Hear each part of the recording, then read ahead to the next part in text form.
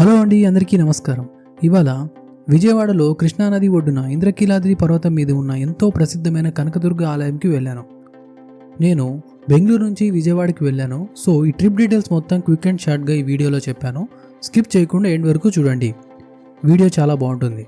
అలాగే నేను మీ నుంచి కోరుకునేది ఒకటే, మా ఛానల్ని సబ్స్క్రైబ్ చేసి సపోర్ట్ చేయండి. చాలామంది చూస్తున్నారు కానీ లైక్ అండ్ సబ్స్క్రైబ్ చేయడం లేదు.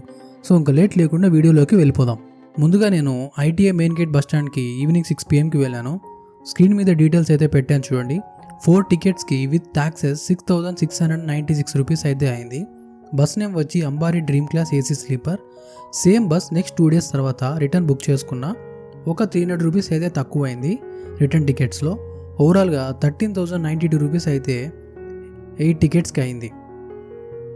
ఇంకా బస్ అయితే 7:30 PMకి రావాల్సింది డిలే అయ్యి 8:15 PMకి వచ్చింది. స్క్రీన్ మీద చూస్తున్నారు కదా, అదే అంబారీ ఏసీ స్లీపర్.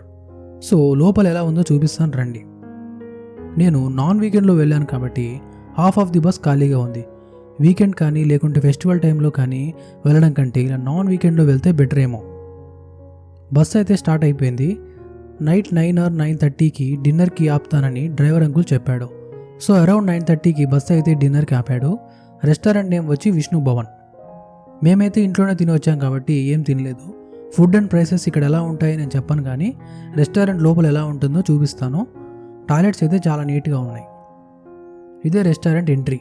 అండ్ లెఫ్ట్ సైడ్లో 2 షాప్స్ ఉన్నాయి. అందులో ఒకటి ఐస్ క్రీమ్ షాప్.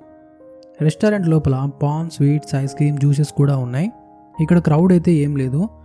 చెప్పాను కదా నాన్ వీకెండ్ అని, ఎవరు లేరు. డిన్నర్కి అయితే ఒక 20 minutes ఆపాడు. తర్వాత స్టార్ట్ అయిపోయాం. మార్నింగ్ 6 AM అవుతుంది. విజయవాడకి ఒక 80 kilometers దూరంలో ఉన్నాం. నార్మల్గా అయితే 7 to 7:30 లోపల విజయవాడకి వెళ్ళాలి. నైట్ బస్సు ఒక హాఫ్ అన్ అవర్ డిలే అవ్వడంతో 8 పైన అయితే విజయవాడకి రీచ్ అవుతాం. ఫైనల్లీ విజయవాడలో ఎంటర్ అయ్యాం. ఇదే కృష్ణానది. అక్కడ కనిపిస్తుంది కదా ఇంద్రకీలాద్రి పర్వతం, అక్కడే కనకదుర్గ ఆలయం ఉంది కొండపైన. మేమైతే ఇప్పుడు టెంపుల్కి వెళ్ళడం లేదు, ఈవినింగ్ వెళ్తున్నాం. విజయవాడకి రిలేటివ్స్ మ్యారేజ్ కోసం వచ్చాం. అది అయిపోయిన తర్వాత అయితే ఈవినింగ్ వెళ్ళడానికి ప్లాన్ చేసాం. కరెక్ట్గా 8:05 AMకి విజయవాడ పండిత్ నెహ్రూ బస్ స్టాండ్కి రీచ్ అయ్యాం. లగేజ్ తీసుకొని రిలేటివ్స్ కార్ వచ్చింది. రూమ్కి అయితే వెళ్ళిపోయాం. ఇక్కడ క్యాబ్స్ అండ్ ఆటో సర్వీసెస్ ఉన్నాయి బస్ స్టాండ్ లోపలే. ఈవినింగ్ 5కి కనకదుర్గమ్మ టెంపుల్కి బయలుదేరాం. విజయవాడకి కానీ అలాగే కనకదుర్గమ్మ ఆలయం కానీ నేను రావడం ఇదే ఫస్ట్ టైం కాబట్టి అమ్మవారి దగ్గరికి వెళ్ళే లోపు త్వరగా ఆలయ చరిత్ర, క్షేత్ర పురాణం గురించి చెప్తాను.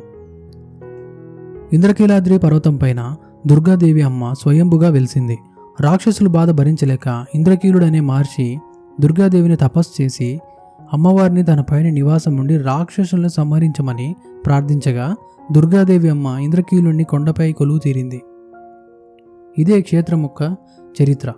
అలాగే ఈ ఆలయంలో ఎన్నో మహిమలు, అద్భుతాలు జరిగాయి. హిందూ పురాణంలో ఎంతో గొప్ప పేరు ఉంది ఈ టెంపుల్కి. ప్రతి సంవత్సరం కొన్ని లక్షల మంది భక్తులు వచ్చి అమ్మవారిని దర్శనం చేసుకుంటారు. ఇక్కడ కనిపిస్తుంది కదా, అదే మెయిన్ ఎంట్రీ కొండపైకి వెళ్ళడానికి. ఈవినింగ్ 5:30 అవుతుంది. క్లైమేట్ బాగా కూల్ అయింది. ఒక వింటేజ్ వేవ్ అయితే స్టార్ట్ అయిపోయింది.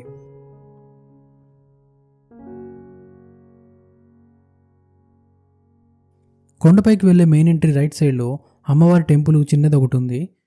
ఇక్కడ కార్కి ఎంట్రీ టికెట్ ఛార్జ్ చేశారు.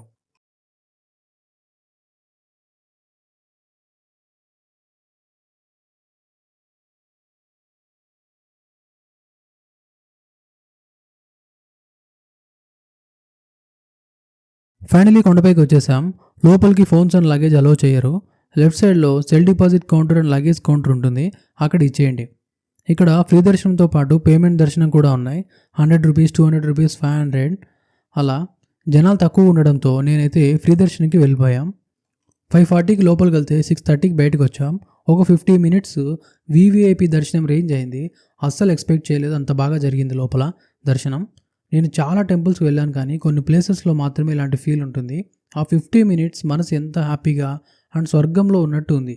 ఇది నా పర్సనల్ ఫీలింగ్. అంత హ్యాపీ అనిపించింది నాకు. అన్నీ బాగా జరిగితే ఎవ్రీ ఇయర్ నేను రావడానికి ప్రయత్నిస్తాను.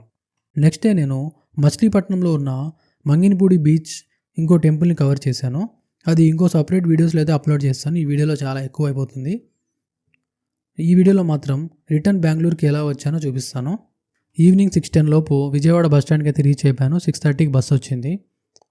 నైట్ డిన్నర్ 8:30కి అలా ఆపాడు. జస్ట్ 15 మినిట్స్ మాత్రమే ఇవ్వడంతో రెస్టారెంట్ని ఫుల్గా కవర్ చేయలేకపోయా. ఫుడ్ అయితే చాలా బాగుంది ఇక్కడ, కానీ ప్రైసెసే కాస్త ఎక్కువ. డిన్నర్ చేసి మార్నింగ్ 6:30 AM ఐటీఐ మెయిన్ గేట్కి రీచ్ అయ్యాము. ఇంతవరకు చూసిన వాళ్ళకి థ్యాంక్ యూ సో మచ్. నా రిక్వెస్ట్ ఏంటి అంటే సబ్స్క్రైబ్ చేయండి, లైక్ చేయండి. ఈ వీడియో మీకు ఇన్ఫర్మేటివ్గా అనిపిస్తే మీ ఫ్రెండ్స్ అండ్ ఫ్యామిలీకి షేర్ చేయండి. And please press the bell icon.